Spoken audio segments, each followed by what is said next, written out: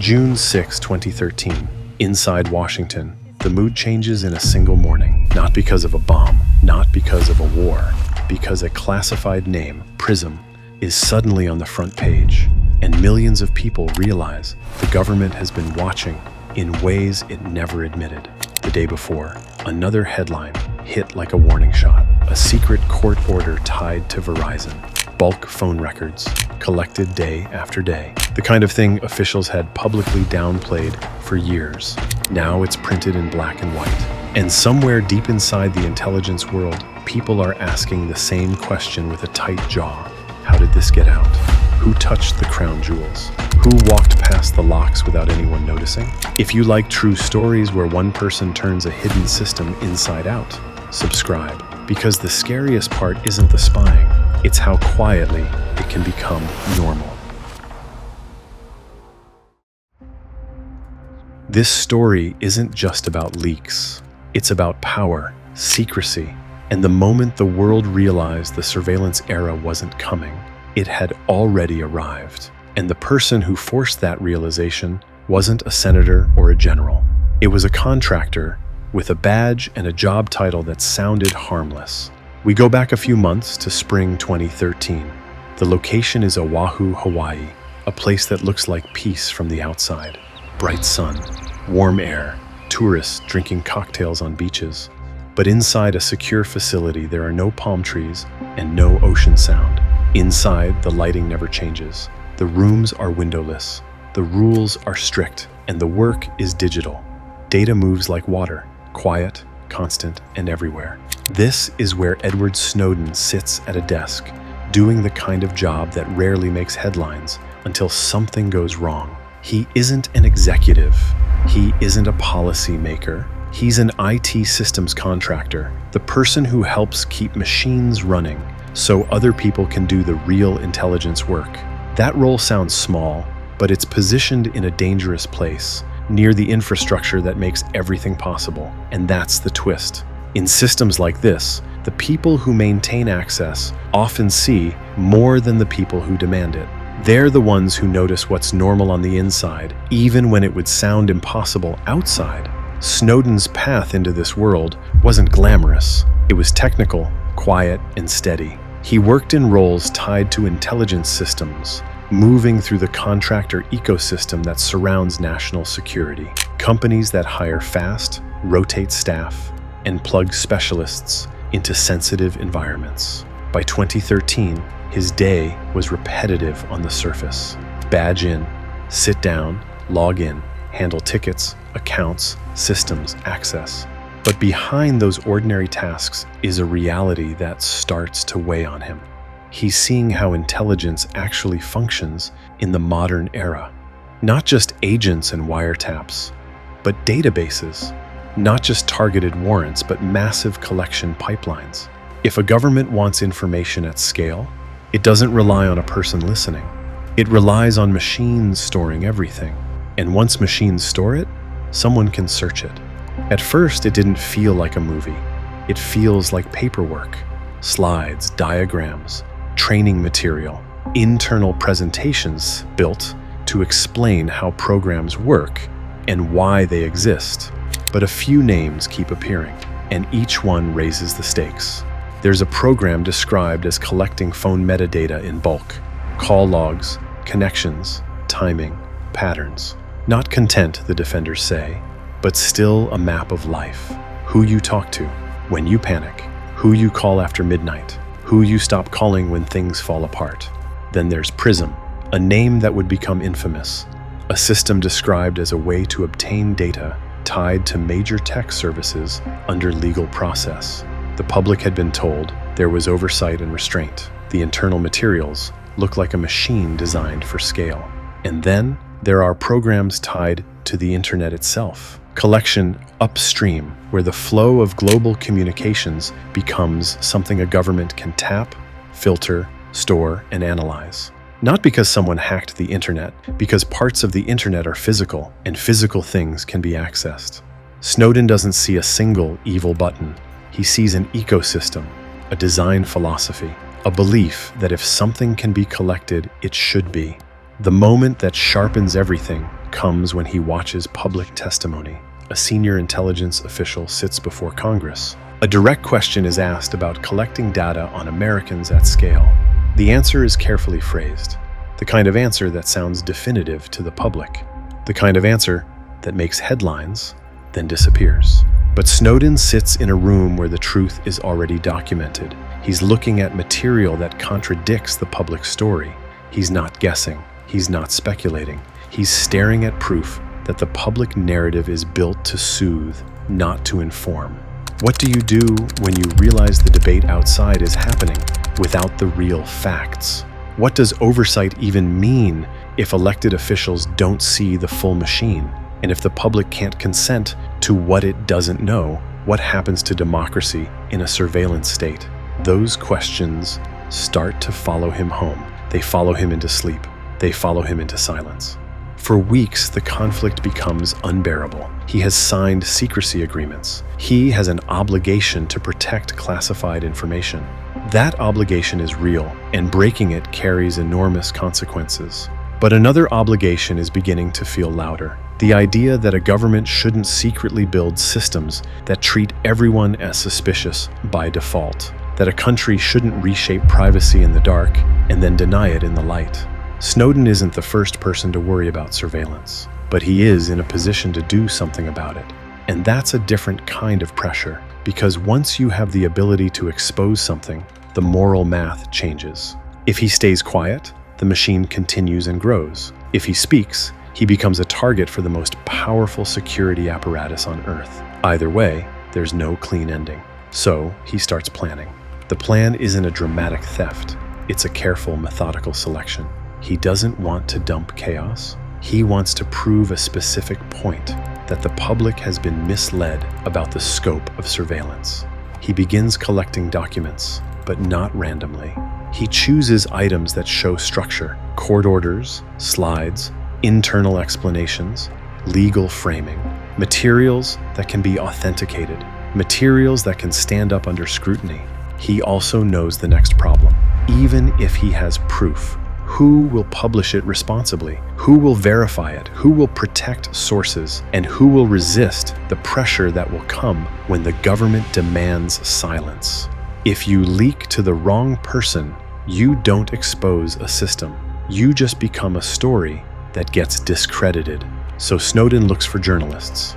He reaches out carefully, using encryption and pseudonyms. He contacts people known for reporting on surveillance and civil liberties. He signals that what he has is real, but he doesn't reveal himself. At first, he's met with skepticism.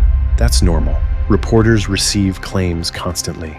Most are noise, some are traps. Few are worth risking everything. But Snowden persists, patiently pushing the conversation toward verification. He nudges them toward learning encryption. He insists on secure channels. He tries to make the exchange professional, not theatrical. Eventually, a meeting becomes possible, a neutral location, a city chosen for its legal complexity and its distance from immediate US reach, Hong Kong. It's a strange choice, and that's the point. If you're going to pull a pin on a secret program, you don't do it in a place where the handcuffs arrive in minutes. Snowden leaves Hawaii under the cover of normal life. He tells people it's work. He keeps the goodbye simple, because anything emotional becomes suspicious. And on the day he flies out, he already knows something brutal. He might never come back. Not to his job, not to his home, possibly not to his country. He arrives in Hong Kong with a small collection of devices and a plan that depends on time. Time for journalists to verify documents. Time for the first stories to be published. Time before the machine identifies the leak and locks down. He checks into a hotel and waits. This is the quietest part of the story, and maybe the most tense, because nothing looks like danger, but danger is already moving. When the journalists finally meet him, the scene isn't cinematic in the usual way. It's a hotel room, a laptop, a person who looks ordinary enough to be ignored in an airport line. That's the whole advantage. Snowden doesn't look like a mastermind. He looks like someone who fixes computers, and in a world of badges and titles, that can make you invisible. He opens his laptop and begins showing them documents. Real documents. Things that can't be brushed aside as conspiracy talk. A court order demanding phone records, slides describing data collection relationships, diagrams explaining interception points. The story stops being rumor and becomes architecture. One order describes a collection at scale, not targeted, not limited. The kind of collection that only exists if the intent is gather first, decide later. Another set of materials shows a surveillance ecosystem that reaches into the platforms people use daily. The message is blunt. Privacy didn't collapse by accident, it was redesigned. The reporters don't publish immediately. They do what serious reporters do. They verify, they cross-check, they call sources, they confirm legal details and technical claims. They argue about what to redact. They worry about harm. They worry about hype. This is important because the credibility of the entire story depends on restraint. A reckless dump would be easier to dismiss. A verified publication is harder to kill. As they work, Snowden understands what's coming. Once the first story is live, the government will launch a hunt. It won't be symbolic. It will be relentless. He is essentially betting his life that the public will care, and he can't fully know if they will. The first stories dropped in early June 2013. The reaction is immediate. Massive traffic. Breaking news banners. Politicians are scrambling to respond. Tech companies issuing statements that sound carefully lawyered. The public sees evidence of bulk collection and begins asking questions officials had avoided for years. Not in abstract terms, but with documents attached. Is this legal? Is it constitutional? Who approved it? Who knew? How long has it been happening?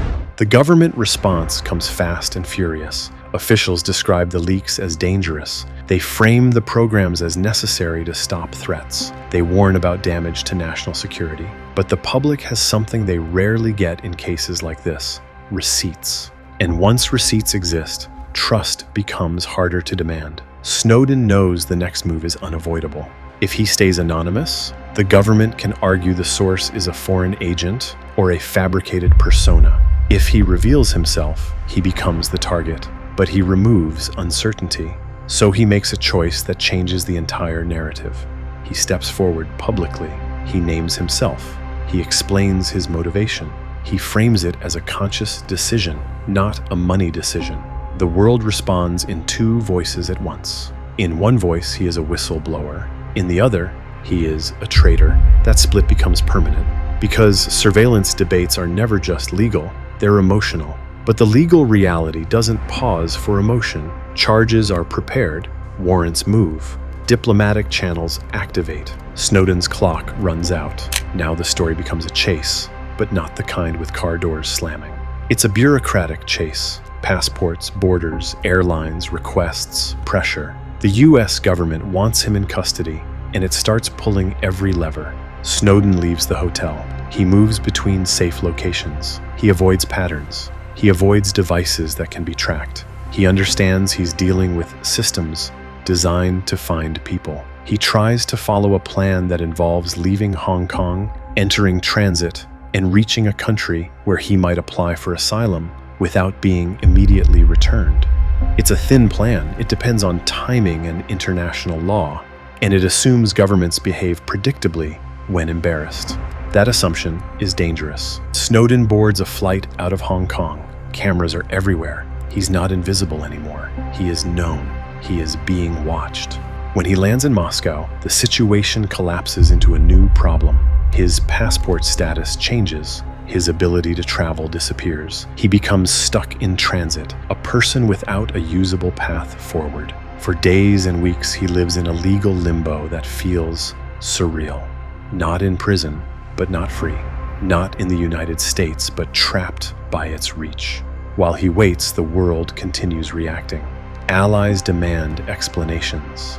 Leaders express outrage. People learn that surveillance wasn't limited to enemies. It reached into diplomatic relationships, economic discussions, and the private lives of ordinary citizens. The leak doesn't just expose a program, it exposes a worldview, sees strategic value in denying the United States what it wants. Snowden walks out of transit into a future he didn't plan. The cost becomes immediate and permanent. He can't go home without facing prison. He can't see family in the same way. His life becomes a controlled existence, watched by the same kinds of forces he exposed. And yet, the ripples keep moving. Tech companies begin hardening security. Encryption becomes a selling point. Devices become harder to unlock. Messaging becomes more private by default. Some of this is genuine reform. Some of it is business survival. Public trust is money, and surveillance scandals bleed trust. Governments debate reforms, laws shift, oversight mechanisms are announced. Some programs are narrowed or restructured. The system doesn't vanish, but it is forced into public argument. That alone is a historic change. Years later, courts and investigators revisit what was revealed. Some surveillance methods are criticized as exceeding legal authority. Officials are challenged for misleading statements. Debates that were once dismissed as paranoia become part of mainstream history. But the deeper consequence is cultural. After 2013, privacy became something people talk about like a limited resource. Not a right you assume you have, but a thing you must actively protect. The ethics are not simple. Intelligence agencies argue that surveillance stops threats and saves lives. Critics argue that mass collection erodes freedom, chills speech, and creates tools that can be abused by whoever controls them. Both sides speak in absolutes, because fear makes people want certainty. But the truth is messier. A society can need security and still demand boundaries. It can face threats and still require honesty. It can build intelligence capabilities and still refuse to treat every citizen as a suspect. That balance is the argument Snowden forced into daylight. So was it worth it? Snowden lost his old life. That's not a slogan, it's a fact. The comforts people take for granted, normal travel, normal work, normal family time, became complicated or impossible. But the public gained something rare: visibility into systems built in secret. And visibility changes behavior, even when reform is slow. It forces institutions to defend actions rather than hide them. It forces lawmakers to explain what they authorize. It forces companies to confront what they silently comply with. Most importantly, it forces ordinary people to ask a question that used to feel extreme. What does a free society look like when surveillance is default? And what happens when the tools built for safety quietly become tools for control? The title of this story is often framed as hero versus traitor because that's the easiest packaging. But that packaging hides the real stakes. The real stakes are structural. Once a surveillance machine is built, it doesn't disappear when one scandal fades. It adapts, it rebrands. It moves into a new legal language. It waits for the public to get tired and look away. Snowden didn't end surveillance. He exposed it, and the exposure created a permanent problem for the people who prefer secrecy. The public now knows what questions to ask. That's why this story still matters. Not because it's old news, but because the architecture it revealed is the same architecture modern life runs on: data, access, and the temptation to collect more than you need. So the final question isn't just what Snowden did, the final question is what happens next. Because once the world learns the machine exists, the machine has two choices: change its behavior or get better at hiding. And if you think that's the end of this chapter, wait until you hear what happened when secret cyber tools escaped into the wild and started taking down hospitals, airports, and governments with code that was never supposed to leave a classified vault.